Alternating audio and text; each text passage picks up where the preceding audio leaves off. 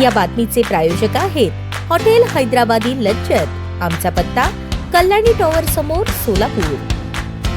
अक्कलकोट मातंग समाजावर व दलितांवर इतर समाजावर सातत्याने अन्याय अत्याचार होऊन देखील पोलीस दखल घेत नसून अटक न करता गुंड प्रवृत्तीच्या लोकांना ठामपणे पाठीशी असलेले पोलीस अधिकारी भिताडे यांना निलंबित करा अशी मागणी दलित पॅंथर राष्ट्रीय अध्यक्ष यशवंत नडगम यांच्या नेतृत्वाखालील जिल्हाध्यक्ष बंडू दशरथ गवळी यांनी सोलापुरात हलगीनाथ आमरण उपोषण आणि धरणे आंदोलन केले। महाराष्ट्रात सातत्याने अन्याय अत्याचार होत असलेल्या परिस्थितीला जबाबदार कोण? महाराष्ट्र प्रशासन, पोलीस प्रशासन की सत्ताधारी पक्ष? विष्णू पाटोळे आणि त्यांच्या कुटुंबावर 3 ते 4 वेळा सातत्याने अन्याय अत्याचार, डोक्यात लोखंडी रॉडने पाठीवर, छातीवर, हातावर बेदम मारहाण होऊन सुद्धा पोलीस दखल न घेतल्यामुळे पोलीस भिताडे यांना निलंबित करावे यासाठी पत्रकार परिषद घेण्यात आली। यावेळी उपजिल्हाधिकारी, पोलीस अधीक्षक यांना निवेदन देण्यात आले। यावेळी अधिकारी देशमुख यांनी योग्य तो न्याय मिळेल असे आश्वासन दिले। अशा वेळेस पूनम गेट जवळ आंदोलनास आमरण उपोषण, हलगीनाथ धरणे आंदोलनास जाहीर पाठिंबा देण्यात आला। डीडी पवार, अक्कलकोटचे सरपंच भांगेताई, ॲडव्होकेट विक्रम कसबे, लहुजी शक्ती सेनेचे गोविंद कांबळे, मातंग समाज सल्लागार विकास कसबे, आरपीआयचे अशोक कांबळे, अनेक संघटना, पक्ष